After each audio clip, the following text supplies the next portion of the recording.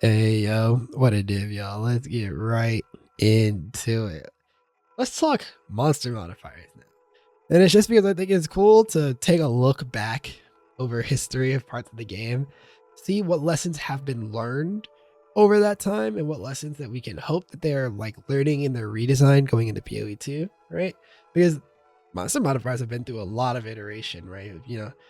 There's right now the nerfed version of Archnem. There's the original version of Archnem. There's, if you go before that, there's Nemesis and Bloodline, and then there's just the generic original rare modifiers and the iteration that those have gone through. So I think it's cool to just think about the different ways that the game has been played and the ways that the monsters have been designed over time to, reflect on some of our not so happy memories as a community, but B, to, think about the things that we can hope for going into PoE 2, right? Now, before we get into it, you know the deal. Like, comment, subscribe if you're off the video, all that good stuff. Let's get it moving. So, like I said, we're going to go into reflection mode. And I got to start way, way back. Like, OG rares in particular were very interesting. So, because if you're not aware, if you're a newer player, and when I say newer player, I do mean basically since like Sentinel League and onward, I believe is when this change was made. You have experienced a version of the game that has a decent amount of hard rares, but not like an absurd amount of rares. Because if you're older than that, especially if you played in like the pre-Conquerors era or like even like in the pre-Echoes of the Atlas era, you guys remember like rare stacked or like aura stacked rares. Y'all remember that shit? Rares used to have modifiers that just said like haste aura and all sorts of other relatively aggressive auras on them, right? And you still see some aura modifiers nowadays on rares, but it's like a lot less common because there's just a lot less rares. So instead of what we have now in the game where you'll get mollywopped by a single rare, what will actually happen is there's like 4 rares buffing up each other in a pack and you just get annihilated, which made Headhunter an absolute hoot to use, mind you, because you got so many modifiers to steal from. But the downside was, of course, you would get jumped by aura stacking rares and it felt awful, right? That was like an OG problem. Then, in addition to that problem, we had like Nemesis modifiers, and by extension of that, Bloodline. Nemesis was for rares, Bloodline was for magic. They both follow a similar line of thinking, which is just modifiers you really wouldn't have that were not based to the game, and therefore would come from maps with these zone modifiers on them and whatnot. And so, in the list of modifiers that come from those, you have things such as Benevolent Guardian, Soul Leader, Corrupted Blood, both the when hit and the on hit version, as well as the on death Corrupted Blood explosion of bullshit version. Lightning Mirages when hit. One of the worst modifiers to ever be fucking designed in this game, and I stand on that. 10 toes, actually 11. I grew an extra toe to make that serious, right? As well as other things like Bearers and Union of Souls. There's a number of modifiers that you could actually think of that come from the Bloodline and Nemesis systems that have either been forwarded for them in some way, shape, or form in Archnemesis, right? Archnemesis is literally just an update. But focus on this Nemesis era for a second, because these modifiers that I named are like uniquely bad, right? In the sense that they set the tone for some of the modifiers that we see today. Let's talk first about Benevolent Guardian. This is like probably got to be number 1 on the community's most hated list, right? In terms of just modifiers that should have never happened. If you're not familiar, Benevolent Guardian is a term for an aura of invulnerability around a rare. In other words, besides that rare, nothing around it takes damage. It is turbo ass for any build that like struggles to get its damage isolated onto that one target. It's like super bad. If your build needed to pop things to kill things reliably, fuck you. All sorts of things of that nature. If you're playing like ED Contagion, good luck getting the fucking ED to actually land on that motherfucker. It's one of the reasons people used to have to run Pierce like for ED. It's just to make sure it can actually land on the Benevolent Guardian rare.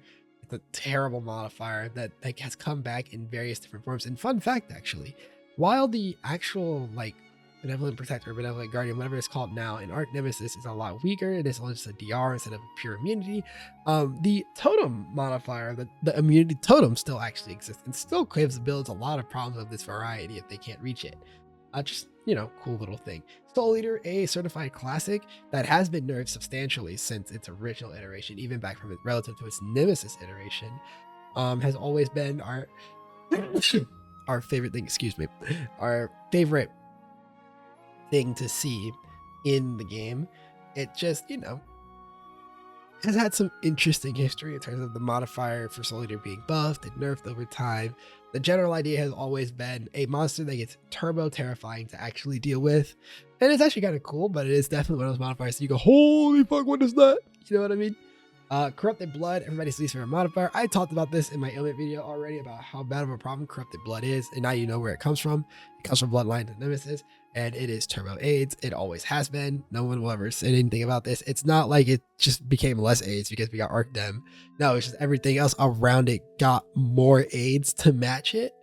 And then I have like my special shout out to Lightning Mirage because I hate that modifier, mostly because it's always just been tuned to be borderline impossible to reasonably survive due to the large amount of damage it does and the fact that it's not considered spell damage or anything. It's just secondary damage. And then also the fact that it straight up shocks you for like 50% because of the ground it applies, and they spawn so many of them. It's an ass tier modifier. And it used to be worse. If you're an OG player, you remember when Lightning Mirage used to spawn like 3 times as fast? Was it 6 times as fast? It was a lot faster than it is now. Obviously, you were just getting so many mirages back then that you would like kite around and then run through and pop them all. It was awful. Hated it. Right? Nemesis modifiers actually did a lot of things that people didn't like. And so when we go into Archnemesis League and we get these new modifiers to play around with through the Build-A-Bitch system that we had, right? The update to Metamorph as a mechanic, or at least a different attempt at Metamorph as a mechanic. And we're all like building this bitch together, and it's actually kind of cool and chill and whatnot. And we're like, okay, I kind of rock with the system in play here. These modifiers are a little rough around the edges, but the rewards that we're getting for them are pretty nice, and etc. etc. And what we didn't know was that GGG was going to just copy paste Archnemesis as the replacements for Nemesis and Bloodlines. And this is where it all comes down, right? You can probably think of a number of people, hell, you might even be one of them, who stopped fucking playing the game as much when Archnemesis went core. That league start, that almost ruined what would be considered one of the better leagues in recent memory. But my memory of Sentinel League is massively marred by my just inability to enjoy the design of Archnem like in the game. Like if I remember it distinctly, it was just, I remember getting to maps that first night after struggling through the shit anyways. I'm in like T3 Mud Geyser. Yes, I actually remember it that well. I'm in a T3 Mud Geyser. I obliterate the fucking map.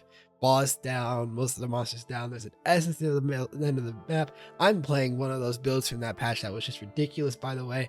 I'm playing Champ Lightning Strike. This is back when Divine Blessing was just turbo broken and you could use it with Life Tap and Lightning Strike. It was so ridiculous of a build, right? I'm doing so much damage. I open up this essence. The essence is Dynamo, Shock Weaver, Elemental Equilibrium. I cannot do damage to this thing. I die. I burn almost 5 portals getting this stupid fucking essence, and then I closed the game and went to fuck to sleep. That is my experience with Arcnem when it first hit. And so I know that if for me it was like that, I know plenty of people who were better than me that had worse experience, that had experiences that sucked with it. And I know a ton of people who I would consider to not be playing the game competitively that absolutely despise this system. Why do we hate Arcnem so much, right? Because I just gave you guys the lowdown on why like Nemesis was so bad, right? Like Nemesis and Bloodlines were bad, and there was like the aura stacking rares, but what could make Arcnem so bad that everybody suddenly was like, man, fuck this shit, I'm out of here, right? Like, how do you make it worse? And well, it's because they created like matchup modifiers, right? What do I mean by matchup? If you're familiar with like Pokemon, you ever just like set out your fucking starter and then you realize that you have a fire type starter and that opposing Pokemon is a water type, and you're like, fuck. That's what it felt like. When I said that, like I mentioned what was on that essence because Dynamo basically removed your ability to shock the target. That was a large part of my damage. And then Shockweaver, large amounts of lightning damage reduction. That's also a large part of my damage. And then on top of that, EE, so that periodically its resistances would just cycle in a way that I couldn't do any damage to it. also sucked, right? It created this situation where sometimes you would just end up in a bad matchup against the rare. Other cases of this include you are playing an Ignite build and a build monster that used to have Flame Weaver now has Fire Resistant shows up. Monsters with that modifier actually just straight up have reduced Ignite duration on them. If you've ever wondered why like your Arma character, or like you're playing like Wall Flame Blast or like Wave of Conviction Ignite or something, and you've ever wondered why you've struggled so much to kill this fire resistant rare, it's not just because they're fire resistant. Like it's not just like, oh, I guess the 50 resistance is really fucking me over. It's not just the resistances. It's because that modifier also includes a line that reduces your Ignite duration, which if you're running things that scale your ignites to go faster, could actually get them to straight up not be applied on the target. It's why Unbound Ailments can never really find its way out of your build and progression, or why Cloak of Flame really took its seat as like the chest for Ignite characters, is because it gives you enough Ignite duration to scale faster without getting ruined by this monster modifier, right? That's a terrible like game to be playing in, right? Assassin straight up used to turn off your crit damage. Like straight up just fuck your crit damage. Bone Shatter players definitely have gotten some of the worst of it when you find out that that rare straight up cannot be stunned and therefore doesn't take damage, right? Like there are a number of things that went wrong in Archnemesis, and it did not help that, you know, they then also like buffed the tits off of things like Soul Leader and whatnot as well.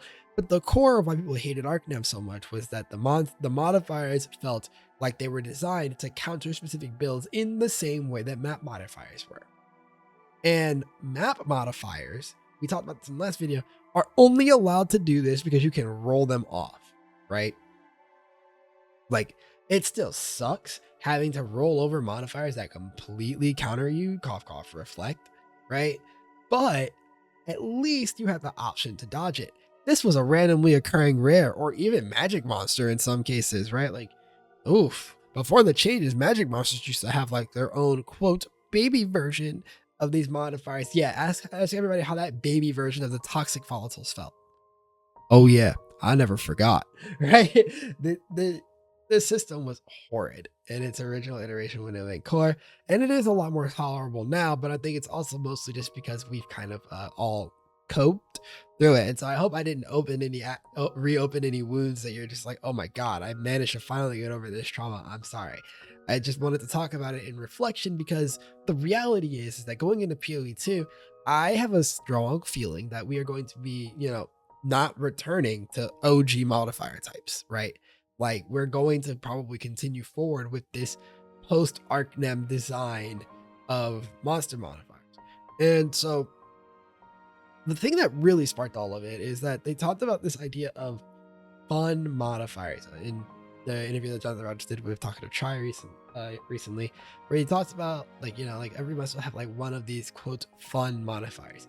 And I am praying to God that that fun modifier, quote unquote, is not one of these old rock, paper, scissors modifiers. Like, fuck it. If you mean like Soul Eater and stuff, like fine, I'll cope. But like, please no more of this nonsense where like a build just gets turbo invalidated by rare monsters, right? Don't give me rare monsters that eat your charges when we're making charges so much more of an integral part of the game in terms of what your character needs in order to function in some cases. Don't give me these monsters that, you know, like back in the day when like flask eating was one that we had, and it's like, don't give us that. Like we have characters that are like deeply reliant on flask. That's like a thing that you built and allowed us to enable.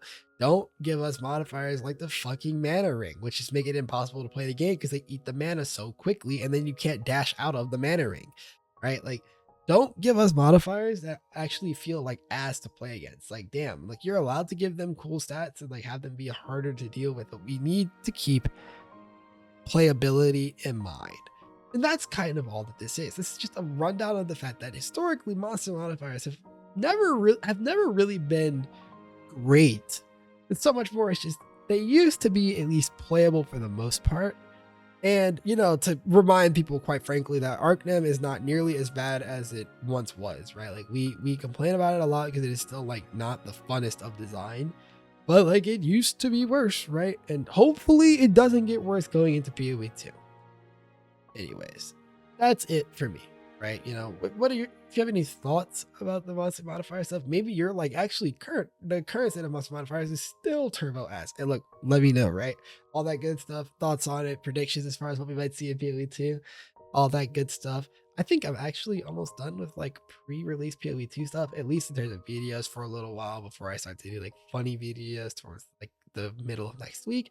Just because there's some loose ends I have to tie up with PoE 1 as a whole now, and you know, all that good stuff. If you guys want to see me elsewhere though, maybe like even like when I'm over on Twitch going over PoE2 information or just chilling on the games with the homies, that's in the description. There's a Discord in the description as well, so you can come chat with the community, all that good stuff. Thank you guys for watching, and I'll see you in the next one. Peace.